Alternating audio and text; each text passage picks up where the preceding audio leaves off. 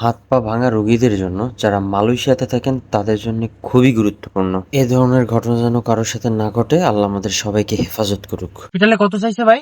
10,000। 10,000? 10,000 ringgit? আল্লাহ শুধুমাত্র হাড্ডিটা joint থেকে ছুঁইটা উপরে উঠে গেছে। এতে 10,000 লাগবে এখন? 10,000। আর আমরা নিয়ে আসলাম অনলি 60 রিঙ্গিত দিয়ে। তো খুবই দরকারি একটা ভিডিও, বিশেষ করে যারা মালয়েশিয়াতে থাকেন। হাত পা ভাঙা ভুঙি এগুলো কিন্তু সচরাচর হইতেই থাকে সবার, বিশেষ করে কনস্ট্রাকশনের কাজ যারা করেন, উপরের কাজগুলো করেন। রাত 8টার দিকে আমার ফোনে ফোন আসে, আমার বন্ধু রবিন বাইক অ্যাক্সিডেন্ট করছে মালয়েশিয়াতে। যত দ্রুত সম্ভব আমি চলে আসি এবং নিকটস্থ সরকারি হসপিটালে তাকে নিয়ে যাই। ওখানে যেতে যেতে রাত 8:30 বাজে এবং ভোর 4টার দিকে আমরা সিরিয়াল পাই। মাথায় গুরুতর আঘাতের ফলে তার সিটি স্ক্যান করা লাগে। সিটি স্ক্যান করার পরে দেখে মাথায় হালকা একটু ব্লাড জমছে। তো এটা অনেক বড় কোনো ইস্যু না। মেইন যেটা প্রবলেম সেটা হচ্ছে হাতের হাড্ডিতে চিড় ধরছে এবং হচ্ছে গিয়ে আপনার হাড্ডি সরে গেছে উপরের দিকে। সে 2 দিন ওখানে থাকে। এরপরে তাকে জানানো হয় যে হাতের চিকিৎসা করতে গেলে তার নাকি 10,000 রিঙ্গিতের মতো খরচ পড়বে। আমি এক চীনা ডক্টরকে চিনতাম এবং তার সাথে আমার কিভাবে পরিচয় হয়েছে সেটা অন্য একদিন বলবো। তবে তার চিকিৎসা পদ্ধতি হচ্ছে গিয়ে আপনার এক্সরে রিপোর্ট অবশ্যই লাগবে। আপনার কোন হাড্ডি ভাঙছে বা কোথায় সমস্যা হয়েছে এটা দেখার পরে উনি একটা কৌশল অবলম্বন করে।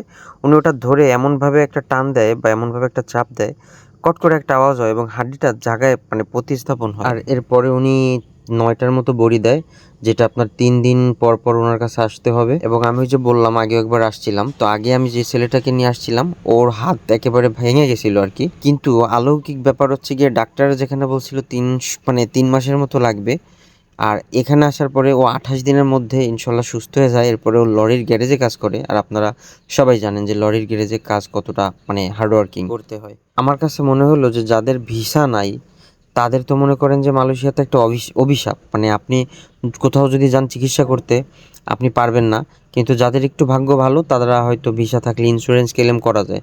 তো আমার কাছে মনে হলো যে ভিডিওটা অবশ্যই শেয়ার করা উচিত, যাতে আপনারা উপকৃত হতে পারেন। বিশেষ করে যাদের কাগজপত্রতে ঝামেলা আছে তারা কিভাবে চিকিৎসা করাবেন।